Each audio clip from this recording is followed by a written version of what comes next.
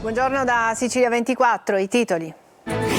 Etna in eruzione, nuovo stop all'aeroporto di Catania, voli in arrivo sospesi fino alle 17.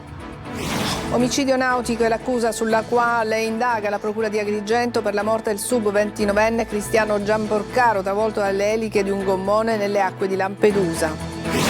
Disabili maltrattati in una struttura socio-assistenziale di Modica, arrestato e messo ai domiciliari il presidente dell'Anfas e un suo collaboratore, per 5 scatta l'interdizione. Aggressione al reparto di rianimazione dell'ospedale Cannizzaro di Catania dopo la morte di una quarantenne. I familiari della paziente hanno devastato il reparto, ferendo 3 infermieri. Siracusa città record per lo spreco idrico, l'acqua continua a mancare dai rubinetti ma sgorga in strada, complici le condutture ormai vetuste. Crisi delle edicole nelle città sono sempre meno, a Palermo c'è chi prova a resistere. Calcio, buona la prima per il Catania in Coppa Italia, i rossazzurri superano il Vicenza ai rigori e passano il turno. Prossimo avversario il Parma al Tardino, oggi giornata clou per la Fideiussione.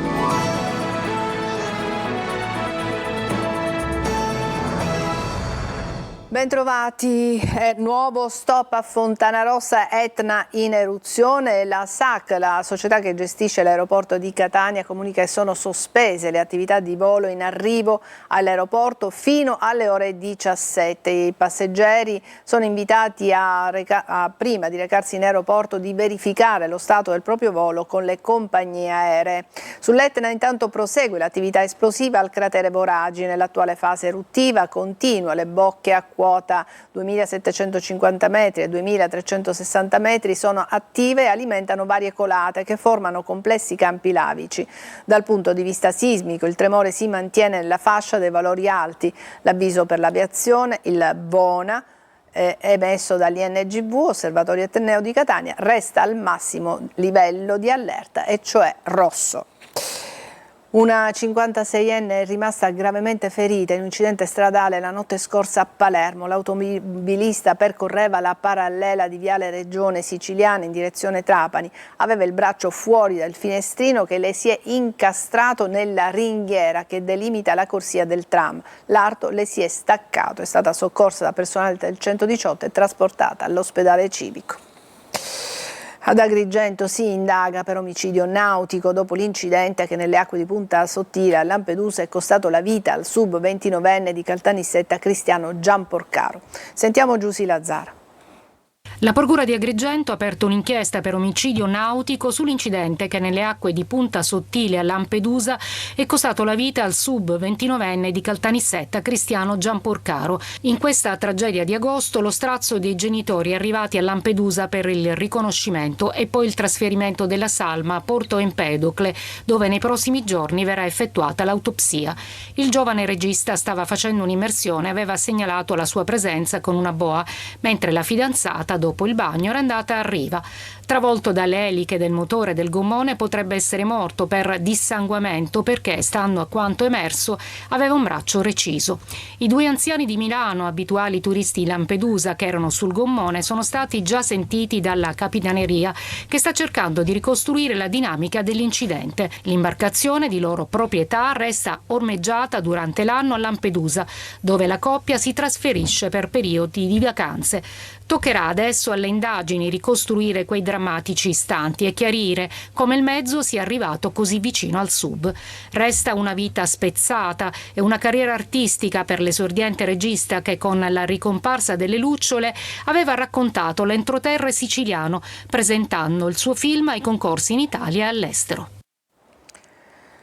Operazione dei carabinieri del NAS di Ragusa contro i maltrattamenti in una struttura socio-assistenziale di Modica. Calcia e pugna a persone con disabilità psichica o neurologica. Eseguite 2 misure cautelari agli arresti domiciliari. Uno è il presidente dell'associazione ANFAS, l'altro un suo collaboratore, e 5 misure interdittive della professione sanitaria. È stato documentato anche l'esercizio abusivo della professione infermieristica da parte di personale privo dei necessari titoli abilitativi, che provvedeva arbitrariamente alla somministrazione di terapie farmacologiche. Le indagini, coordinate dalla Procura di Ragusa, hanno permesso di accertare decine di casi di maltrattamenti compiuti.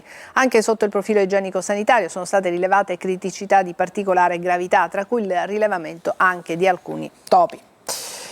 A Catania adesso tensione all'ospedale Cannizzaro, dove i parenti di una paziente morta dopo un mese di ricovero hanno devastato il reparto di rianimazione. Tonino De Mano. Sedie scaraventate a terra, un monitor distrutto e 3 infermieri feriti. È il bilancio di un'aggressione avvenuta nel reparto di rianimazione del Cannizzaro di Catania dopo la morte di una paziente quarantenne ricoverata da un mese dopo essere stata sottoposta ad un delicato intervento chirurgico.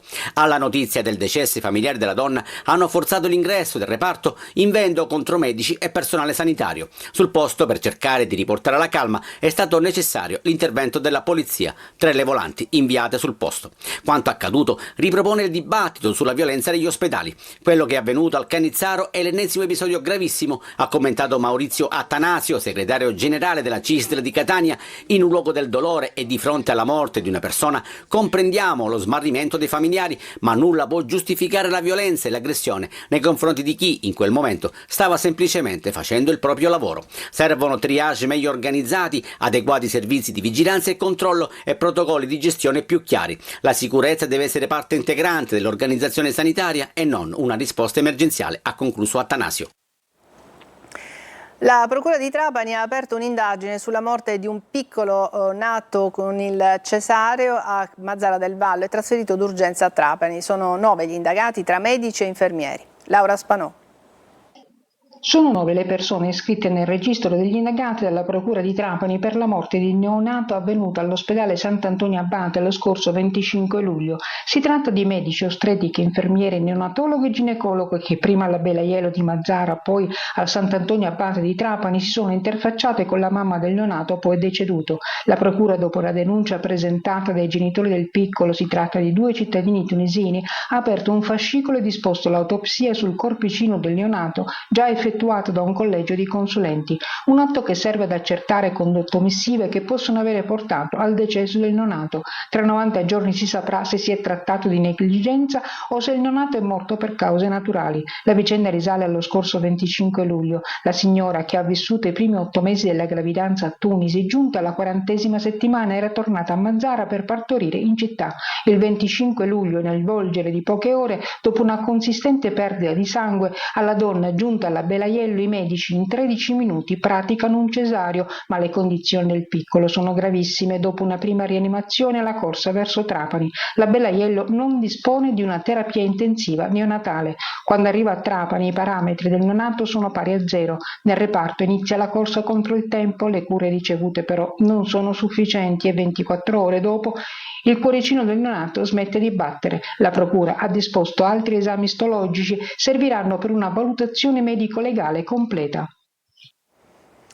Tubature vecchie, Siracusa è la città siciliana dove si spreca più acqua, come dimostra la classifica della CGIA di Mestre. Si assiste anche all'acqua che sgorga dall'asfalto per giorni e giorni. Nel frattempo i rubinetti restano a secco. Francesco Aloi. Quando i siracusani si svegliano, la prima cosa che si chiedono è: c'è acqua? Sì, perché è da mesi che i rubinetti restano a secco o con bassa pressione, a fasi alterne un po' in tutta la città. Eppure l'acqua non manca, ma si perde lungo le condutture. Qui siamo nel centralissimo Viale Tica, a pochi metri dal comando provinciale dei Carabinieri.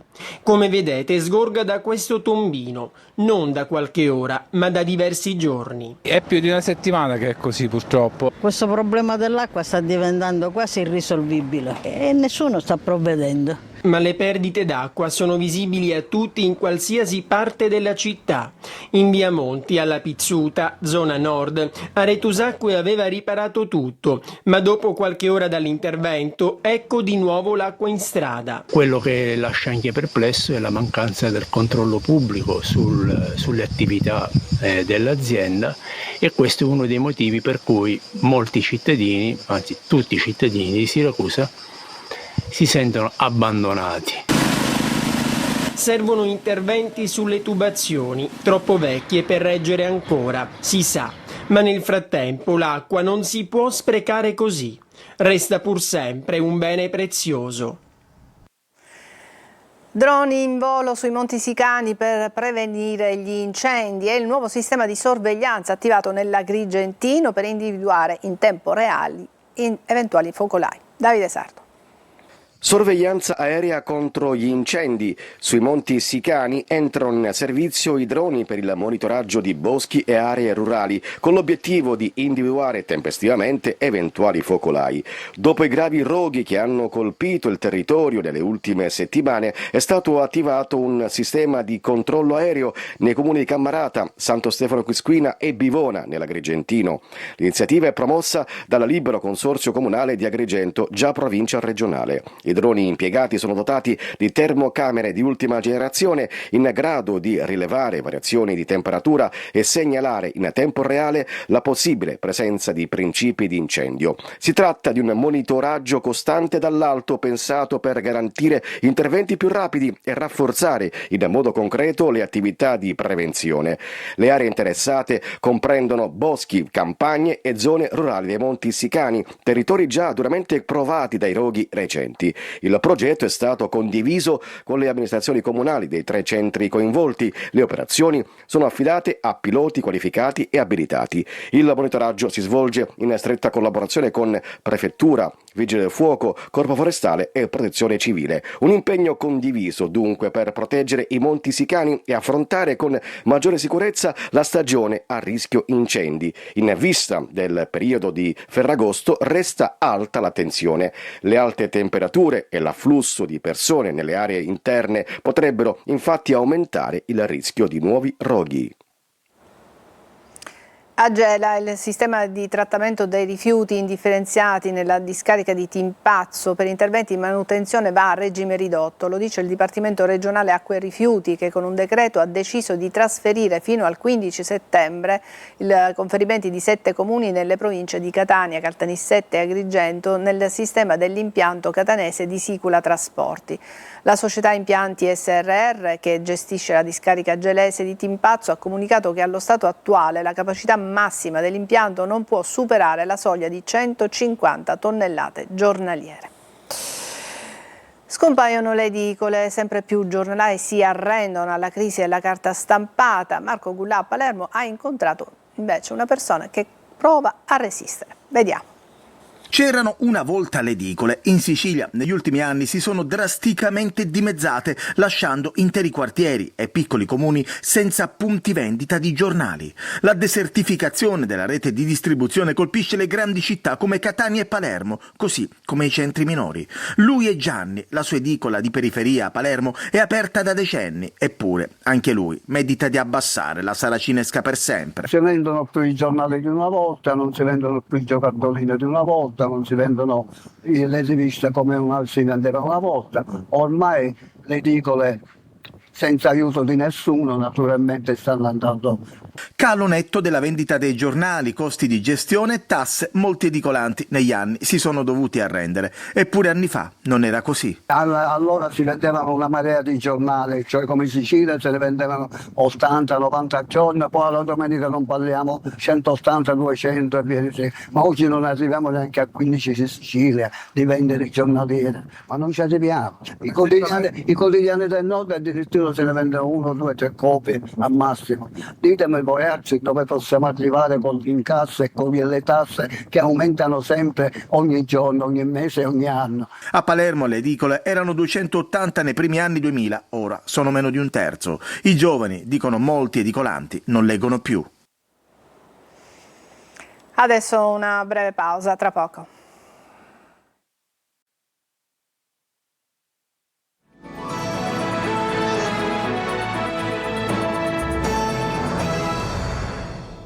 Agosto, mese di viaggi, di vacanze a mare o in montagna, ma sempre più low cost. Sulle vacanze incidono il caro carburanti e le bollette e in molti sono costretti a tagliare i giorni di vacanza. Tonino De Mano. È una città che si svuota lentamente, forse meno rispetto al passato, ma il caro carburanti non ferma la voglia di partire per le vacanze, semmai le accorcia, tanto che molti catanesi puntano sui fine settimana da trascorrere al mare o in montagna con l'Etna in testa alle preferenze. Domenica da bollino nero sulle strade siciliane, ma situazione comunque sotto controllo ai caselli di San Gregorio, quantomeno per il traffico in uscita dal capoluogo etneo. Questa è la situazione intorno alle 11:30, con il personale del CAS impegnato a far defluire i mezzi diretti verso Messina, facilitando le operazioni e consigliando agli automobilisti di utilizzare anche la corsia riservata ai trasporti eccezionali. Caldo, termometro oltre 35 gradi e umido assoluti protagonisti di questa torrida estate, e c'è chi è in vacanza. Lei da dove viene? Da Bologna. Vacanze, un giorno da parenti, poi in vacanze. Quanto incide il caro carburanti, comunque gli aumenti sulle vacanze degli italiani? Molto. Penso un 20-30% sicuramente. Per fare un pieno quei 20 euro in più li spendi. Chi invece programma le partenze, naturalmente facendo i conti con il portafogli sempre più leggero. Farò degli spostamenti giornalieri, weekend, 2 giorni, 3 giorni, mi sembra qua in Sicilia. Ma tutto è relativo, se la gente vuole partire parte, non guarda i 10 euro, i 20 euro. C'è tanta gente, amici, che hanno deciso di ritagliarsi qualche giorno in meno pur scendendo qui in vacanza proprio per il caro carburante, perché incide notevolmente. È una città che lentamente si sta svuotando a differenza degli altri anni. L'ha notato questo? Assolutamente sì. Andando in giro una domenica come questa, che solitamente, voglio dire, sarebbe stata una domenica pre-festiva in assoluto, non avremmo incontrato nessuno. Invece qualcuno ancora c'è in giro. È comunque la classica domenica d'agosto, tra caldo, mare e il traffico serale di rientro al casello di San Gregorio. Tutto messo in conto. Esportare la Sicilia attraverso i cocktail è la missione che si è data Marco Liuzzo, bartender siciliano che in giro per l'Europa racconta la nostra isola da bere. Orazio Longo.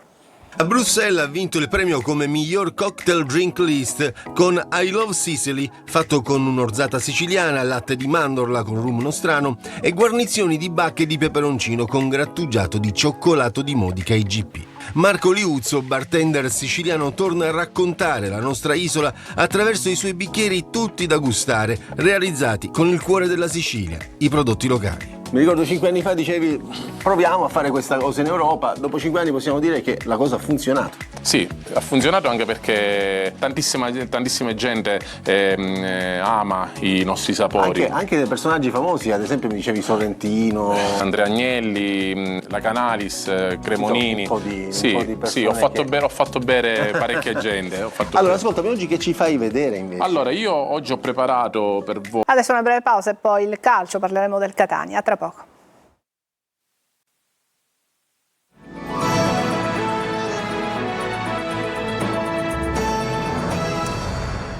Eccoci al calcio, il Catania ha superato ai rigori il Vicenza dopo l'1-1 nei tempi regolamentari. Venerdì prossimo affronterà al Tardini il Parma nei 32esimi di finale della Coppa Italia Maggiore.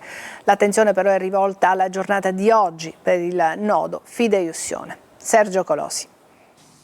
Personalità, orgoglio, qualificazione ed entusiasmo. Piace il Catania all'esordio in Coppa Italia Maggiore. Supera il Vicenza ai rigori e venerdì prossimo per i 32esimi di finale si regala il Parma al Tardini. C'è l'impronta del tecnico nonostante 16 calciatori indistinte e senza acquisti per il problema della fideiussione. Longo ha trasmesso nuove idee a tutti senza distinzioni. Possesso palla e calcio offensivo. Il gruppo risponde presente alle sue sollecitazioni. Che sono andati in campo sono calciatori forti, la squadra che mi è stata consegnata è una squadra forte che è capace secondo me di fare questi tipi di partite.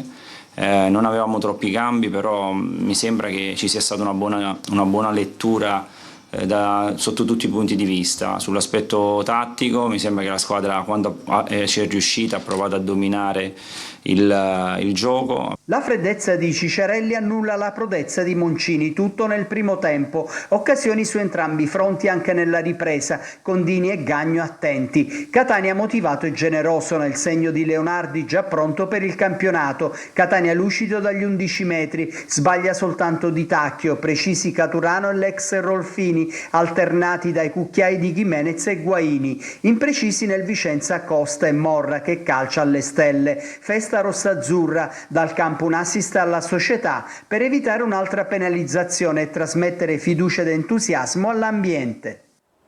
È tutto per questa edizione di Sicilia 24, vi lascio alla rassegna stampa, prossimo appuntamento con il nostro telegiornale alle 14. Grazie per l'attenzione, buona giornata.